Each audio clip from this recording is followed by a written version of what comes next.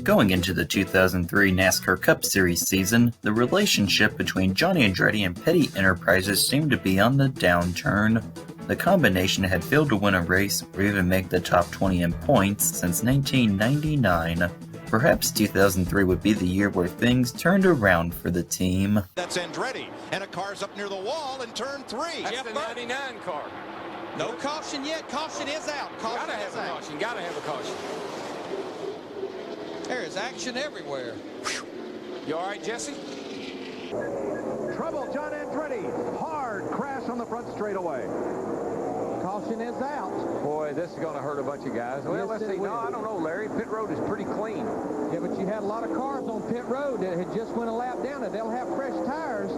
Mark Martin's over in the middle of 3 and 4 right now. John Andretti had pitted 6 laps ago, and before that car even slid to the wall, the left rear sheet metal was all torn off it. Let's have a look here, top of your screen. Looks like Jimmy Spencer in the 7 car got into his left rear. And Jimmy was one of the cars on fresh tires, too. He had just been to pit road about 4 or 5 laps ago. Now, what that'll do for those guys like Dale Jarrett and Rusty Wallace, they will stay out. They will be at the tail end of the lead lap. They will be in front of Mark Martin and all these guys leading with hopes of caution coming out right after the restart. We go back to green. We got trouble already. Casey Mears, John Andretti, Todd Bodine on the restart. Mears hits Todd Bodine again down on the apron, and the 54 car caution is back out. All they did was wave the green flag. John Andretti in the 43 there, he had been to pit road for some service. And you want to know why you look in the record books over the last few years here, why you see 2 names, Jeff Gordon and Rusty Wallace? Look where they are. Out in front of all this. Way out there. Now the field is all single file and accordioned up here. As they come down to turn 3. Oh boy, that started when Todd Bodine got in the back. Was that Kyle Petty? Ahead of him. Yeah, it was Kyle Petty in the 45. And it's just a big accordion. You squeeze it, this is what happens. Yeah, and somebody goes and somebody doesn't. And when the guy doesn't go, he gets run over from behind. Trouble, turn 1. Hard, a car in the wall. And spinning down to the bottom. There's going to be 10 or more cars involved. Johnny Benson.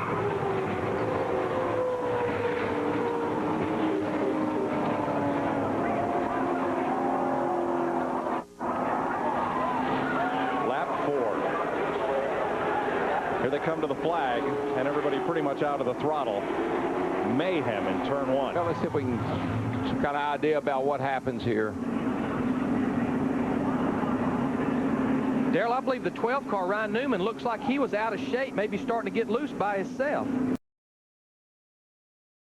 And Newman almost flipped over. Remember, he had that hard crash at Daytona where he got on his roof back in February. I can't imagine that there wasn't some sort of contact that started it. 27 cars on the lead lap at Richmond, and I think all of them have had a chance to run in the top 5 tonight at one time or another. John Andretti, just as we went to break, put us under caution for this spin at turn 2.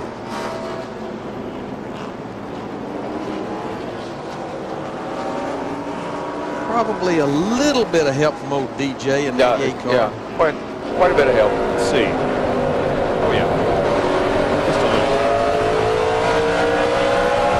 It's that new logo. It's faster.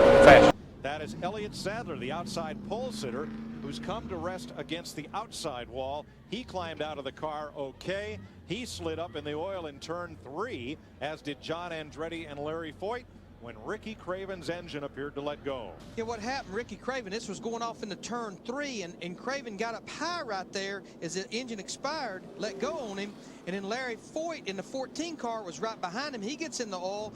He's going to hit the outside wall, goes up and hits it.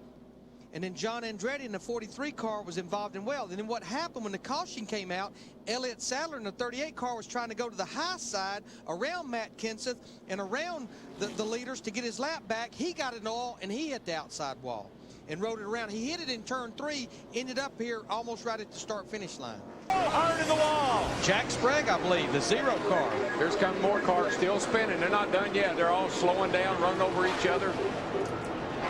Brett Bodine, Kyle Petty, Kurt Busch, 97 car. Thing I noticed about Jack's car, Larry, it seemed to be really good on the long run and probably a little loose on the get-go there, and it twitched on him. And of course, here these guys all come just piling in on each other. I'm not sure what's going on with the spotter guys today.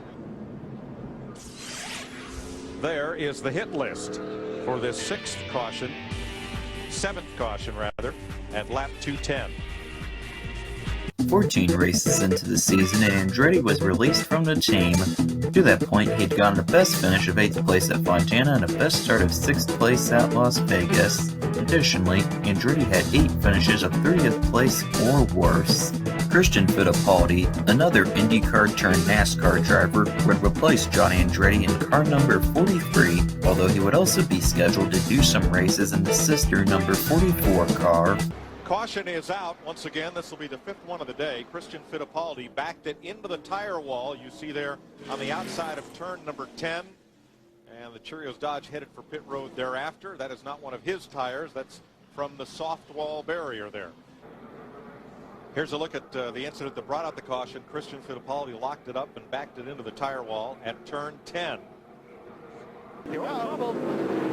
Christian Fittipaldi, who was on the lead lap in 23rd position. Now that's going to help all those guys that thought they could make it, these caution flag laps. But Jeff Gordon is going to have to stop, and he's going to be mired way, way back in traffic on the restart. Yeah, and that's the track position we talked about earlier. That's not going to help him. It's almost impossible to get through all those cars. 12th caution flag of the New England 300, and by the way, the record for most is 17. So we got a while to go. Not out of reach, though. There's a 43 car. 43's going to get a little help here, I bet. Yeah, Michael Waltrip gets in the back of him.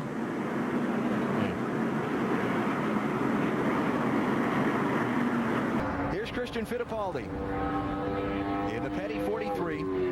Same spot, no provisionals to fall back on. They've used all they're eligible for. He's got to make the field on time. Bad news for Christian. He was 50th fastest in yesterday's practice. Can he take advantage of maybe some cooler track conditions? He's got him. He's got the conditions perfect right now. He does. Laid up against that wall off turn 4. Although he's about 3 miles an hour off at the start-finish line anyway. Christian's uncle Emerson, two-time Indianapolis 500 winner. Christian ran the 500 once in his open-wheel career. Finished second, 1995. What's the track temp now there, Matt? It is 100.0. Remember when it started the day, it was 107.5, and when Kevin Harvick knocked down his time, it was 97. So, you know, it is getting closer, creeping back down, which is good news for Labonte, Rusty Wallace, and Jimmy McMurray. He's off. He's off the stage already. Yeah. Well, this is, like I said, it's a momentum racetrack. If you're not carrying the speed going into turn 1, you know, you're not going to find it. You have to have 200 plus mile an hour going into 1. You have to be able to carry that all the way back around the racetrack. If you're 4 mile an hour off going into 1, you're not going to make it up. Not enough for Christian Fittipaldi. 43rd, needed to be 36th or better. It's not good when your starting spot matches your car number and your car number 43.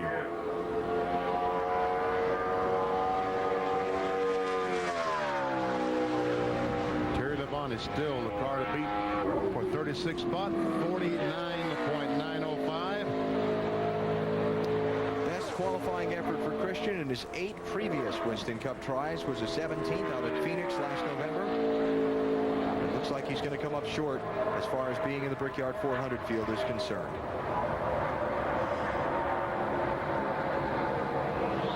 Nope, slower on lap 2. 43rd. 43 car will not be in Sunday's race. And Schrader's hanging in there. Oh, trouble! Front stretch. Steve Park, Kyle Petty, Todd Bodine got a piece of it, and I believe Christian Fittipaldi did also. Man, oh man. Well, that took 6 laps. And that'd be the second car of the weekend for Steve Park, who had a practice crash here on Friday, yesterday.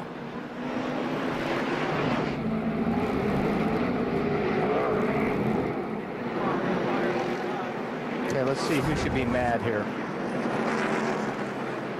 Well, we see Todd Bodine, the 54 car, and looks like Jeff Green gets in the back of the 30. Jeff Green, the 1, gets in the back of Steve Park, and Up the hill he goes. Into the wall, and Kyle Petty. I think Todd is going to get into Kyle here, trying to avoid Steve Park. Locked him up, got bumped by Casey Mears, clunk. So that didn't take long. The first angry drivers of the night have been found here at Bristol. Whoop, got trouble. Christian Fittipaldi, front straightaway. Caution flag number 11. Uh-oh. That's my number, wasn't it? Ain't have any more. Look, trouble, turn 3. 4 cars, 5 cars involved. And Dale Jarrett. Michael Waltrip. Dale Jarrett just got a piece of Waltrip. Got Christian Fittipaldi and Rusty Wallace. All in the wreck. That's 2 weeks in a row. Look at that. My goodness. I think a lot of that was from the 88 hit him. Yeah. The second impact there. So that engine change. Dale Jarrett qualified 19th. Rusty Wallace still sitting on the racetrack. Dale Jarrett qualified 19th, but during his qualifying run, tagged a valve. Can't get it to go. With a piston. Had to change it. Christian Fittipaldi. And add Tony Raines to that list of drivers I gave you. That's a lot of damage to that car, Wally. Yeah. Man. Every end, sides, both sides. There's Tony Raines. Well, the 43 car is the first one we see in the wall. What caused that all that to begin? No way of knowing. Zero got into the left rear quarter panel, the 43 car of Christian Fittipaldi. Looks like what started it. Uh-oh. Trouble in the John Andretti. Looks like Biffle got in the back of John Andretti on that deal. And the big stack up. Jason Leffler, Jamie McMurray. Might be a couple others in the cloud of smoke. That Jarrett again? I see Dale Jarrett sitting there all crashed in. Looks like Christian Fittipaldi got a piece of it too. I think we've already beat the Bristol deal, BP, on anger. Oh, now some of these are repeaters. Jason Leffler. Right? Yeah. Kurt Busch got a piece of it. Well, I think it will watch the one car there, and Biffle just get in the back of the one car and turn them sideways and stack them up. Meanwhile, the wreck start happens coming off turn 2, 100 yards behind the first wreck, just the chain reaction. And they're still wrecking down the left corner of the screen. You see the damage on the one car where Biffle got in the back of Andretti. And there's that cloud of smoke we talked about that's so hard to see through in the lights. Fittipaldi would start 10 of 11 races entered in the car, as he failed to qualify at Indianapolis, while his best start was at 7th at Michigan. Fittipaldi failed to finish better than 24th at Pocono. In all, Fittipaldi only finished 5 races, none of them on the lead lap. Shane Meal, an Xfinity Series driver for Innovative Motorsports, would replace Fittipaldi, who was in car 44 at Daytona. Here are those who failed to qualify for the race. The top 2 of those, Petty Enterprises cars. Kyle Petty saying the engine department let him down this week. Kyle starting way back in the field in 42nd spot. Meal was unable to qualify at Daytona in his only entry for Petty Enterprises. It should be noted that teammate Fittipaldi also failed to qualify. For Watkins Glen, Fittipaldi was once again in the number 44 car. As a result, American Le Mans Series driver Scott Maxwell would serve as the driver of the number 43 car. Scott Maxwell comes onto the track in the Cheerios Petty Dodge number 43. Or Scott won this year's Rolex 24-hour race at Daytona in February in the Daytona prototype class, and he actually has the R&D group of Petty Enterprises working with him. Greg Stedman, who was the crew chief on this car for a number of years, is looking after this effort. They tested it at Virginia International Raceway and Road Atlanta and felt like they had a pretty good test, but they definitely struggled in practice, Mike. 43rd quickest. This is a car that has no provisionals. They have to get in the fastest 36. So Maxwell, a veteran, winning road racer, but to my thinking, the very first time he's been in what we call a big car. A heavy car. Yep. He actually set the track record here at Watkins Glen in the Motorola Cup North America Street Stock Championship Series back a few years ago. So he's familiar with the racetrack, but Mike, I think it's the heavier car and the horsepower that makes a difference. Well, now those cars in that Street Stock Series weigh just as much as a Winston Cup car, but the big difference is the tires. They're not on the type of tire that's used here in Winston Cup. So an adaptation for Scott Maxwell. And at 119.5 miles an hour, that might be borderline. Yeah, he didn't actually even back up what he ran in practice, which we've not seen any of our first 4 drivers really do that, but a lot like Dale Earnhardt Jr. said, it could be something with an early draw and the track somewhat sitting, and the Busch North cars were on the racetrack, and they run bias tires, and that kind of puts different grip on the racetrack, so it could take several cars on the track in qualifying to get it back where it was in practice for these guys. Going homers appear unofficially to be Joe Vardy, Kenny Schrader, Scott Maxwell, and Larry Foyt. Jeff Gordon has won the Bud Pole. And there are the going homers from Watkins Glen. 2 Winston Cup regulars, 2 road race specialists. Unfortunately, Maxwell's road racing prowess was not enough to qualify the car at Watkins Glen. After getting released from both Richard Childress Racing and Dale Earnhardt Incorporated, ironically in favor of Johnny Andretti in the latter case, 2000 Xfinity Series champion Jeff Green would become the 5th driver of the 43 car in 2003, doing so on a race-by-race basis. That is Jeff Green behind the wheel of the Cheerios Dodge of the Petties. This is the 3rd different ride that Green has had this season. Started out in the AOL Chevy for 11 races, 12 in the Pennzoil Chevy, and this is his 6th race for the Petties. You know, we talk about the speeds at the end of the straightaway. We're seeing 173, 174 miles per hour. That's in the middle of the corner. That's the slowest part of the racetrack. Let's watch it right here in turn 1 and 2. 173 miles per hour.